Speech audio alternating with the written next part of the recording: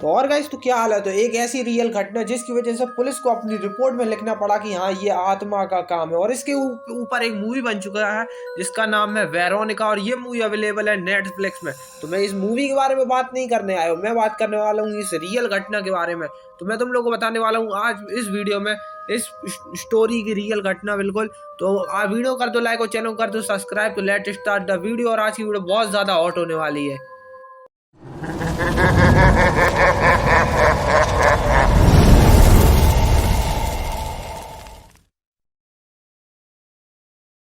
स्टेफना 1990 18 साल की हो चुकी थी। स्टेफना ने कॉलेज जाना शुरू ही किया था और उसके बिहेवियर में बहुत ज़्यादा चेंज आने लगा। उसके परिवार में उसके माता पिता और 2 भाई बहन थे। उसका पूरा नाम स्टेफना ग्रुटेज लजारो था, जो मैट्रेस में रहती थी। और वो बहुत ज़्यादा अजीब हरकतें करने लगी थी, जैसे दीवार को नोचती थी अपने नाखूनों से, क्योंकि उसके अपार्टमेंट की वो लकड़ियों से बनी हुई थी। रात में रोती थी, चिल्लाती थी और अजीब सी आवाज़ें निकालती थी। इसकी वजह से उसके माता पिता ने उसको डॉक्टर पास दिखाया, पर उनको कुछ भी समझ में नहीं आया, मतलब उसकी कोई बीमारी पकड़ में नहीं आई।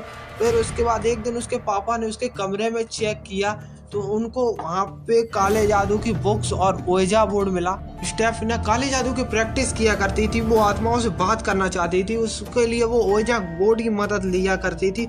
वो बताती थी कि वहाँ पे उसको रात में कुछ आकृतियाँ मिलने आती हैं, जो मानवीय आकृतियाँ बहुत ज़्यादा, उनके चेहरे नहीं होते हैं, वो काले कलर के लवादा पहने हुए होते हैं। और वो उससे कहते हैं कि तुम्हें हमारे साथ चलना होगा। इस सब चीज़ों को उनके माता पिता ने झेला और सब चीज़ों से 6 महीने बीत जाते हैं। 13 जुलाई 1991 को मतलब स्टेफना अपनी बहन के ऊपर जानलेवा हमला कर देती है। इसके बाद 14 जुलाई को उसको एक दौरा पड़ता है, जिसकी वजह से वो कोमा में चली जाती है। उसके माता पिता उसे हॉस्पिटल में एडमिट कर देते हैं। इसके बाद क्या होता है कि 3 हफ्ते बाद उसको होश आ जाता है। सारे डॉक्टर उसको चेक करते हैं बिल्कुल अच्छी तरीके से, पर उसको कोई बीमारी नहीं निकलती है। और इसके बाद उसके माता पिता ये समझने लगे थे अब सब कुछ ठीक हो चुका है। पर एक दिन क्या होता है कि उसकी अचानक मौत हो जाती है, और डॉक्टर अपनी रिपोर्ट में इस मौत को संदिग्ध और बहुत ज़्यादा विचित्र बताते हैं। ब्रुटेज हाउस में इसके बाद बहुत सारी पैरानॉर्मल एक्टिविटीज़ होने लगी थी, जैसे कमरे अपने आप खुल जाना, गेट खुल जाना। स्टेफना के कमरे से रोने और चीखने और चिल्लाने की आवाज़ें आया करती थी, और साथ ही साथ उसके कमरे में बहुत ज़्यादा ठंडी हवाएं चलती थी।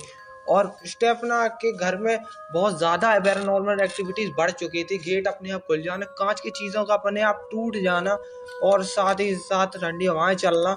और एक दिन तो उसके माता पिता ने ये भी देखा कि उसके घर पे काला साया डोल रहा है। इसकी वजह से ये लोग बहुत डर गए, पर उन्होंने कहीं ना कहीं ये लगता था कि उनकी बेटी की आत्मा उसके घर में अभी भी है। इसकी वजह से वो कुछ नहीं करते। एक दिन क्या होता है कि स्टेफना के कमरे में एक फोटो लटकी हुई होती है। उसके माता पिता कमरे में आए हुए होते हैं, फोटो फ्रेम के अंदर थी, और फ्रेम के अंदर अचानक से चेहरे पे आग लग जाती है, और सिर्फ चेहरा जल जाता है। इसके बाद वहाँ पे हिंसक रूप से पैरानॉर्मल एक्टिविटीज बढ़ने लगी, और जिसके बाद उसके माता पिता बहुत ज़्यादा घबराए गए। उन्हें पता चल गया कि ये कोई और ही आत्मा है, जिसकी वजह से वो लोग घर छोड़ देने वाले थे। उन्होंने पुलिस को फ़ोन किया, पुलिस घर में आई और उन्होंने चेक किया। वो अब स्टेफना के कमरे में गए, जहाँ पे उनको एक जीसस की फ़ोटो अपने आप रोटेट करती हुई मिली, और बहुत सी पैरानॉर्मल एक्टिविटी। इसके बाद उनके माता पिता ने वो घर छोड़ दिया, और उसके बाद उनके साथ कोई भी पैरानॉर्मल एक्टिविटी बिल्कुल भी नहीं। और ये बहुत ज़्यादा अच्छी बात थी।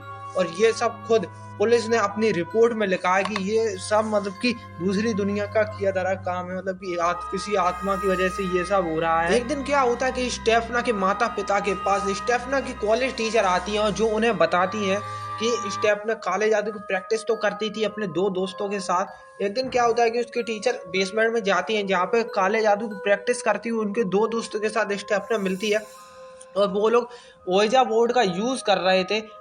नन ने एकदम मतलब कि बोर्ड से उन लोग को हटा दिया, और बोर्ड में अपने आप आग लगी, और वो सारा धुआं स्टेफना के अंदर चला गया। वो और ये भी बताती है, और ये सब वो एक लड़की के लिए कर रही थी, वो उसकी दोस्त थी। उसका बॉयफ्रेंड मर गया था, पर वो अपने बॉयफ्रेंड से बात करना चाहती थी। उसके ही कहने पे मतलब कि स्टेफना ने ये सब किया। ये स्टोरी बहुत ज़्यादा डरावनी है भाई साहब। इसके ऊपर मूवी बन गई वेरोनिका। अब मैं इसको देखूंगा जाके, और तुम लोग भी ज़रूर देखना। और काला आला जादू बिल्कुल भी मत सीखना। और ये वीडियो आपको कैसी लगी इसको लाइक ज़रूर कर देना।